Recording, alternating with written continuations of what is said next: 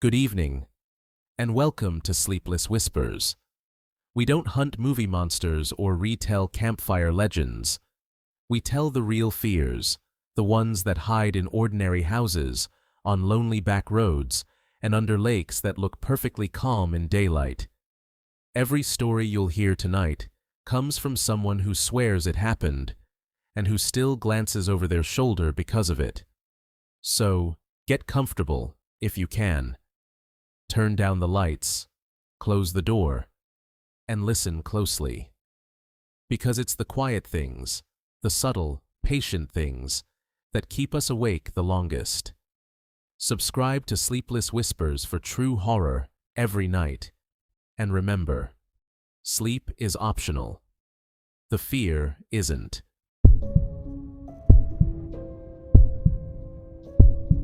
You never think you'll go back. Not for good. My name's Ben.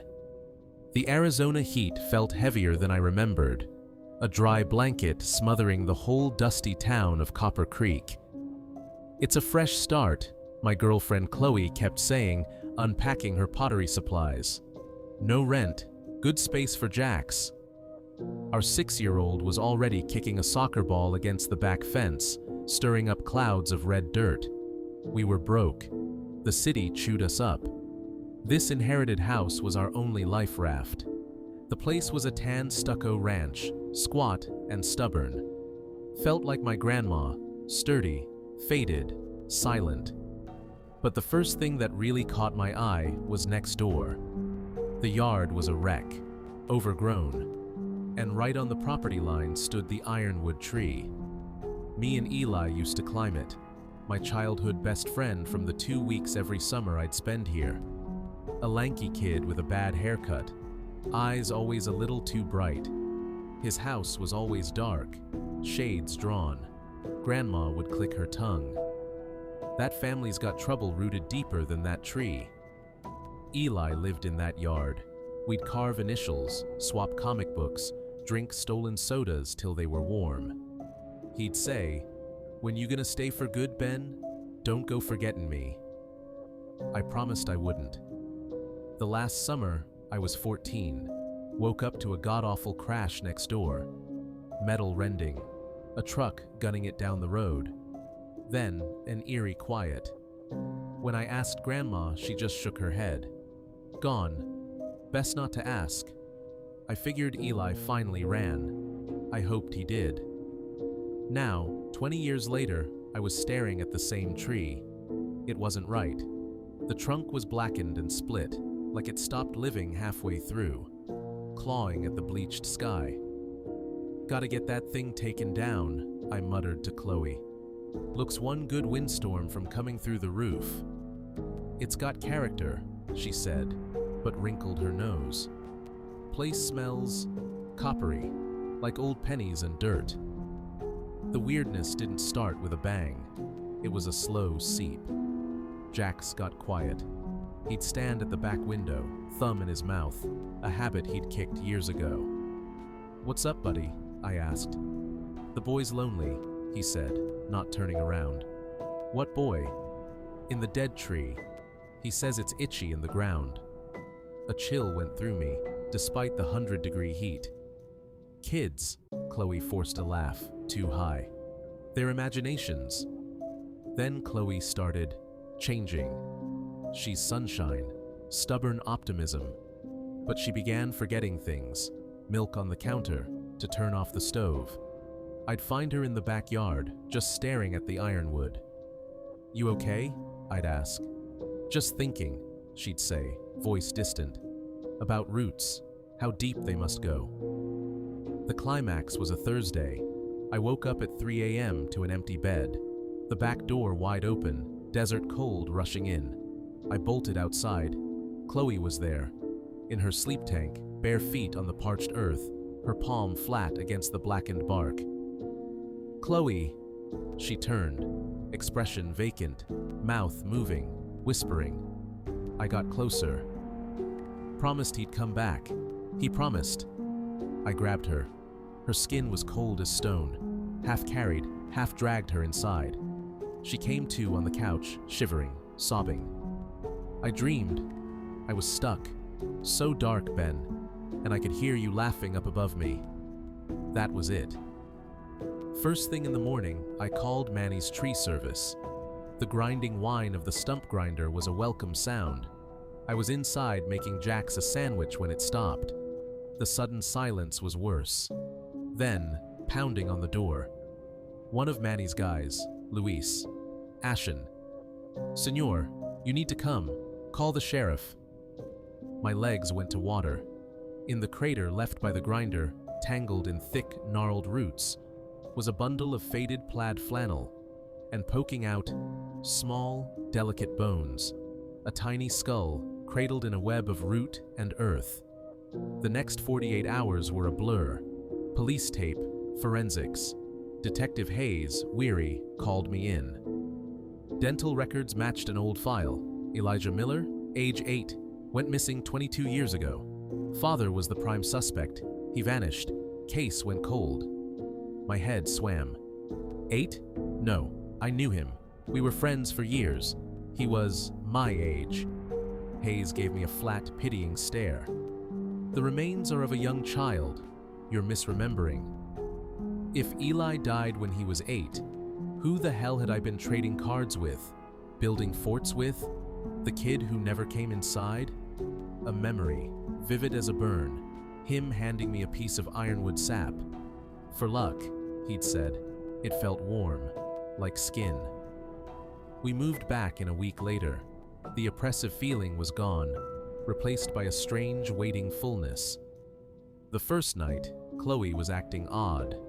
Made meatloaf, which she hates. Humming a tune from my grandma's old radio. Hotel California. I was washing dishes when she came up behind me, rested her head between my shoulder blades. "You kept your promise," she said. But the voice was wrong. Higher. An old-timey Arizona twang I hadn't heard since childhood.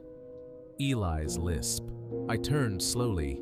It was Chloe's face, but the expression, a shy, sideways grin, eyes too wide and bright.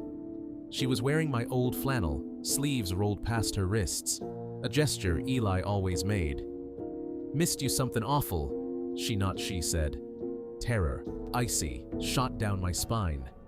This was the moment to scream, to fight. But looking into those familiar, unfamiliar eyes, all I felt was a crushing wave of guilt. I'd left him. I'd gone back to the city every summer and left him alone, trapped in the ground. I broke my promise. I didn't fight it. I reached out, touched her cheek. "I'm here, Eli," I whispered, my voice breaking. It's been months now. To the outside world, we're the young family fixing up the old Miller place. Jax has stopped talking about the lonely boy. He just gives Chloe, or what looks like Chloe, long, quiet looks. She's different. Knows things about my childhood only I should know. Calls me Benny. Last weekend, she was in the backyard at sunset, staring at the filled-in dirt where the tree stood. "It ain't enough," she said in that dual-toned voice. "Be in here. I want to see it. Where he did it." A new dread settled in me. Where who did what? My pa. She turned Chloe's face to me, tears in eyes that weren't hers. The old Silver Crow mine shaft. He was scared after. Said it was an accident. I want to see. So we went. Drove up the canyon. Hiked to the chain-link fence. The warning sign. She walked straight to the edge of the abandoned shaft, a black scar in the red rock. Jax started to cry. She looked at me, a profound sadness in her borrowed eyes. He didn't mean to. He just got so mad. I followed him up here, yelling for my comic book. She took a step closer. "It's still dark down there, Benny." I lunged, grabbed Chloe's arm just as her foot dislodged pebbles into the abyss, yanked her back. We fell in a heap, Jax wailing. I held her, them, tight. "No," I sobbed into her hair. "You're not going back down there. You're with me now, I promised." She went limp, shuddered. When she looked up, it was just Chloe, terrified, confused. Ben? What? Where are we? I helped her up. Nothing, honey. Just a bad dream. Let's go home. That night, lying awake, I felt the shift in the bed. The breathing changed. Lighter. A small, cool hand found mine in the dark. The voice was a whisper, a blend of my love and my ghost. Thanks, Benny, for not letting go. And I knew, with a certainty that hollowed me out, this is my life now, keeping a promise to a lonely ghost in the shell of the woman I love. The guilt is a heavier chain than any haunting. I'm the one who's trapped, and I'm never leaving. You book a place for the silence. At least, that's what you tell yourself. My name's Zoe.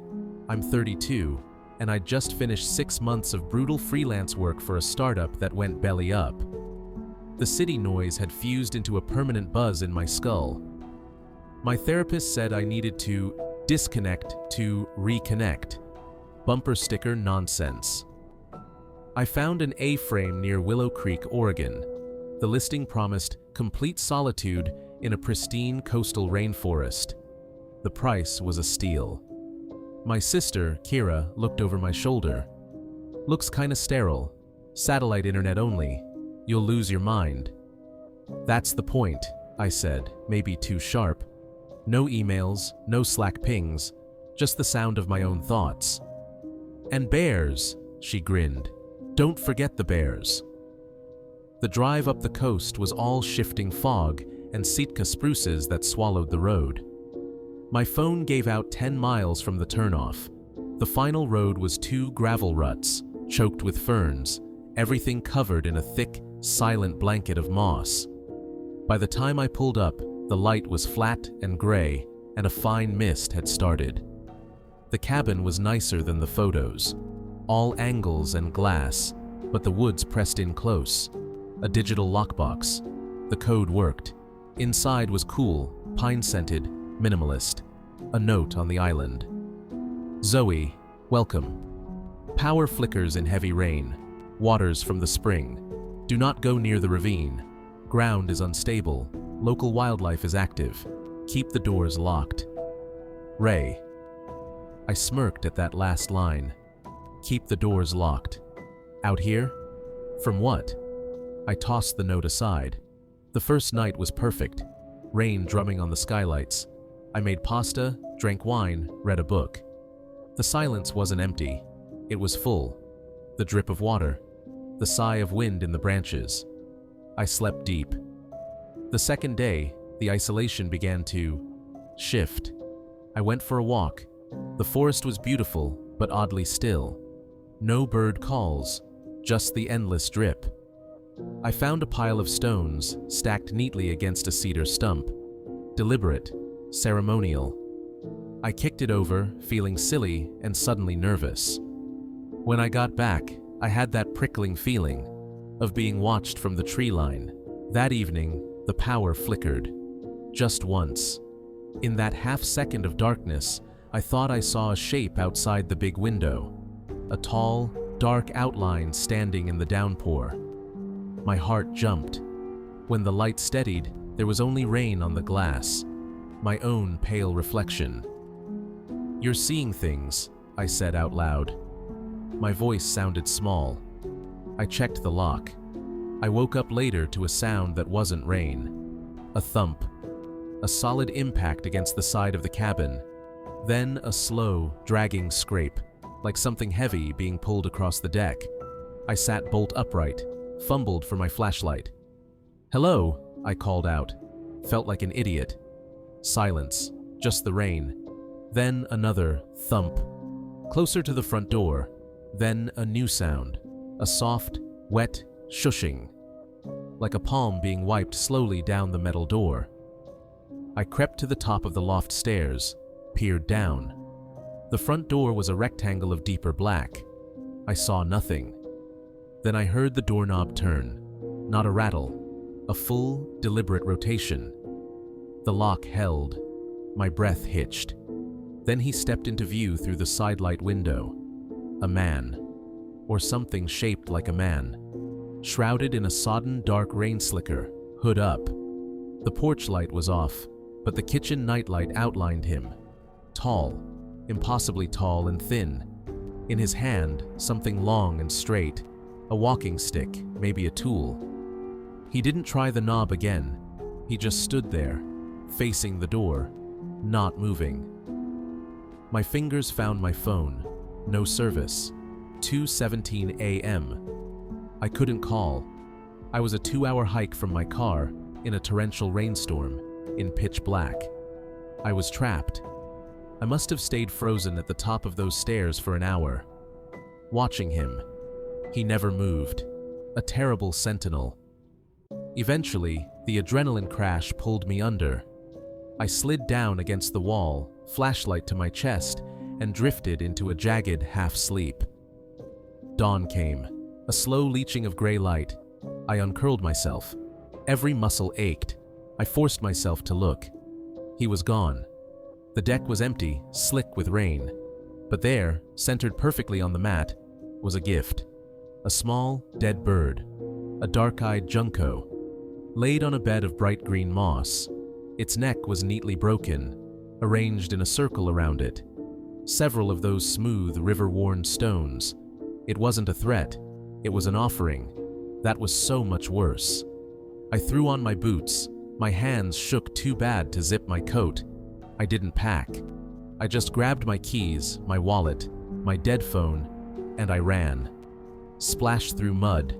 Didn't stop until I reached my car. Locked the doors. Sat there hyperventilating, watching the empty road in the rear view. It took 3 hours to get a signal. My first call was to Kira. I sounded insane. My second was to the owner, Ray. Voicemail full. A sheriff's deputy met me at a Greasy Spoon. Young, tired, took notes. You didn't see his face? No, hood, rain. And he didn't try to force entry? He turned the knob once, then he just stood and left that thing. The deputy sipped his coffee.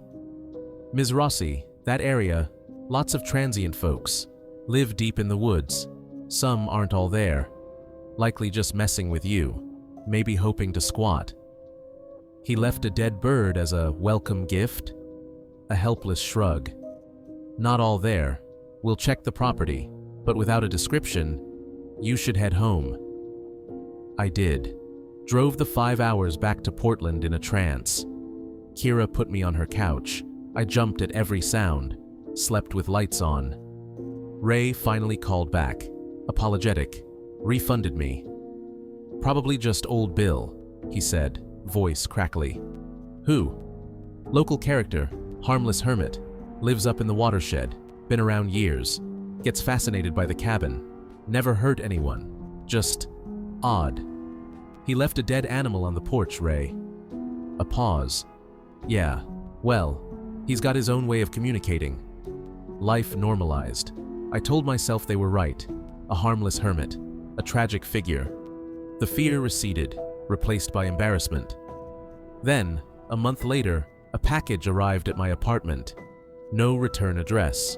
Portland postmark. Inside, nestled in shredded newspaper, a small, beautifully carved wooden figurine.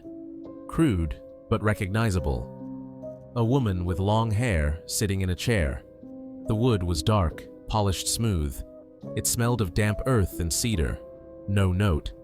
But tucked under the base, a tiny dried sprig of hemlock. I knew, with a certainty that turned my stomach to ice. It was from him. He hadn't just been near the cabin. He'd followed me. He knew where I lived. The offering wasn't a one-time thing. It was an introduction. I called the deputy again. Voice thin. We can file another report, without proof of a threat. Keep your doors locked, Ms. Rossi. That was 2 weeks ago. The figurine sits on my desk. I can't throw it away. It feels like an insult would be dangerous. Kira thinks I'm paranoid, says it's a coincidence. But last night, I woke up at 2:17 a.m., the exact time. My apartment was silent, and from the alley below my kitchen window, I heard it. A single, soft thump against the dumpster. Then the shuffling gait of footsteps moving away into the dark. He's not in the rainforest anymore. The silence I went to find has followed me home. And now it's standing outside my door, leaving its gifts, waiting to see if I'm finally willing to accept them. I took the job at Sentinel Point Light because I was broke, not brave.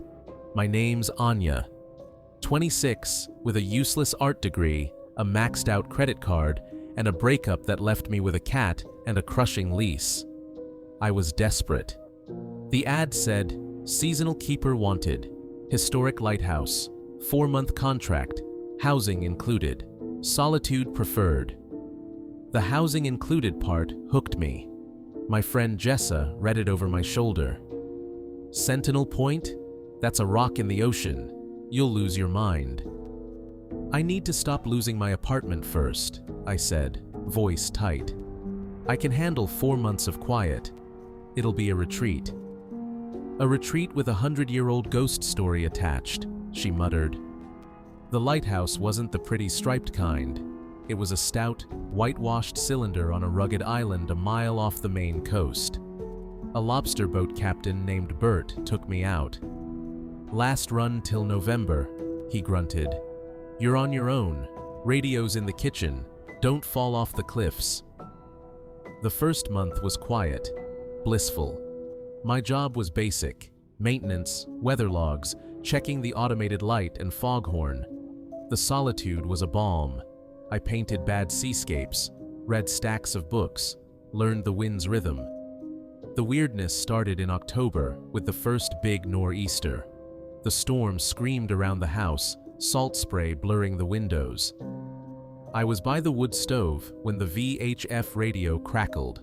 Not a Coast Guard alert. White noise. Then a voice, thin and stretched by static. "Can't see the beam." I picked up the handset. "Station calling Sentinel Point. Say again." No answer. Just empty air. I wrote it off as interference. Later, during the storm's peak, I did my perimeter check. In the brick passage connecting the house to the tower, the temperature dropped. My breath plumed. My flashlight beam caught wet footprints on the stone floor. Bare feet. Small. A woman's. They led from the locked cliff door to the foot of the tower stairs. My heart stuttered. I was alone. The door was locked from the inside. I told myself it was runoff, a trick of light, but they were too small, too precise. A week later, on a calm, foggy morning, I saw her. The fog was a wool blanket. I was outside, checking the rain gauge, when I felt that chill again. I looked up. On the tower's iron walkway, a figure leaned against the railing. She wore a long, dark skirt, a fitted jacket, her hair piled up. She was translucent. I could see the gray mist swirling through her. She turned her head, looked down directly at me. Her face was pale. Her expression, profound, desperate sadness. The fog thickened. When it shifted, she was gone. I ran inside, called the Coast Guard on my check-in. The petty officer, Dan, sounded bored. "Yeah, we get reports about the lady at Sentinel, usually from new keepers." "Reports of what?" My voice shook. "Local story. 1912. Keeper's wife, Elsie McGreedy. Husband was harsh, drunk. A schooner came in blind in a fog. He was passed out. She tried to light the oil lamp, didn't know how. The schooner wrecked. 7 men drowned. She watched from the walkway, threw herself off the next day. I felt sick. So she's a suicide ghost? He chuckled dryly. Something like that. Don't let it spook you. The light's automated. She's harmless. But she wasn't. The occurrences grew. The soft shuffle of feet on the tower stairs when I knew I was alone. The sudden smell of wet wool and salt. One afternoon, I found every painting I'd done turned to face the wall. I stopped going up into the tower after dark. The climax came on the night of the worst storm I'd ever seen. Hurricane-force winds. The power died. The backup generator coughed and failed.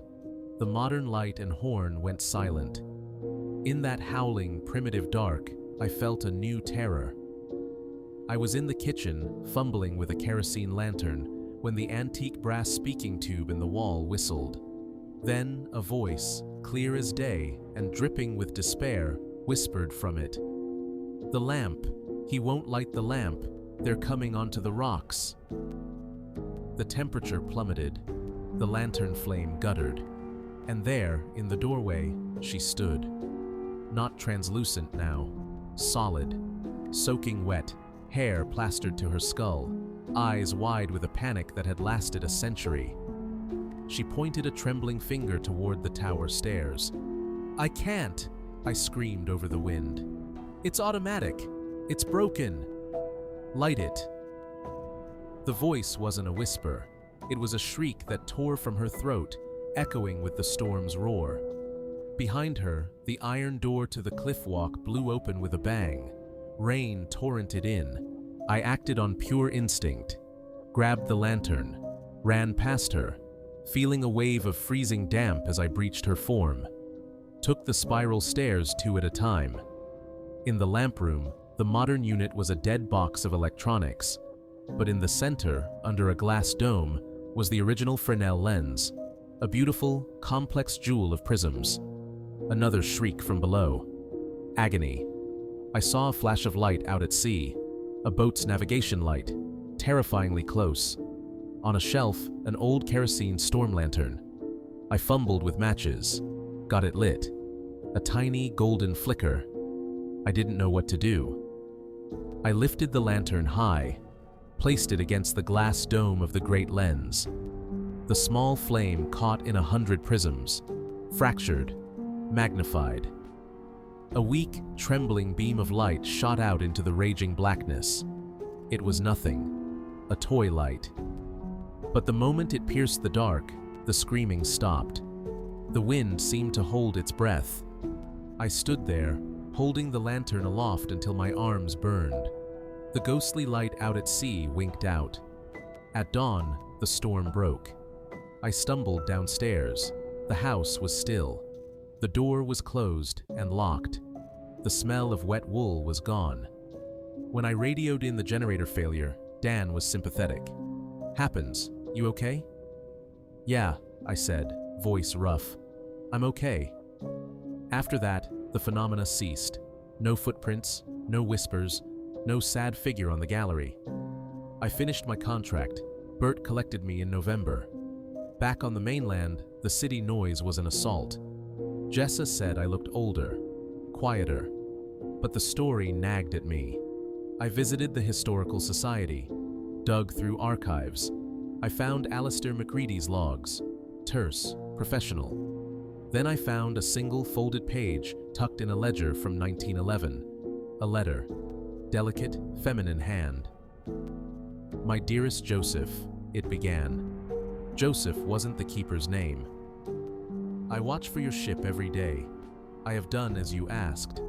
The medicine is in his tea each night. He sleeps so soundly. When you see the lantern in the west window, not the tower, you will know it is time. I will be waiting at the cove. Forever yours, Elsie." The pieces crashed together. Sickening clarity. It wasn't guilt over a shipwreck. It was a murder plot. She was poisoning her husband for her lover, a sailor. The schooner on the rocks was a lie Alistair told to cover her suicide, or something darker. Had he discovered it? Had he thrown her from the tower? The lady at Sentinel wasn't pining with guilt. She was trapped in her betrayal, waiting for a lover who never came, desperate for the signal to free her. In the storm, she thought my feeble light was that signal.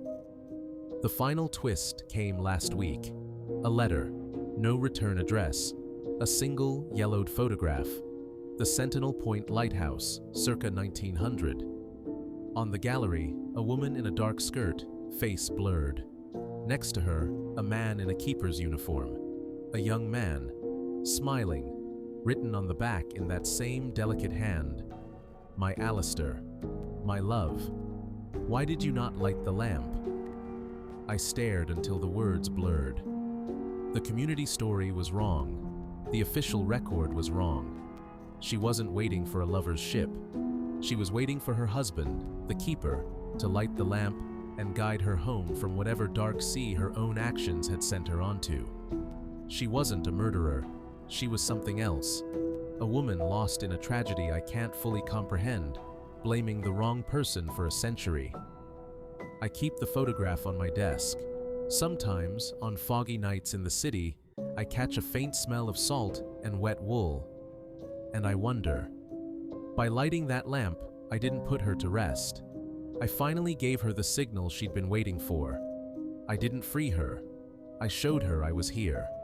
A new keeper, present and watching. And some part of me knows, with a cold certainty, that our connection is now a fixed point.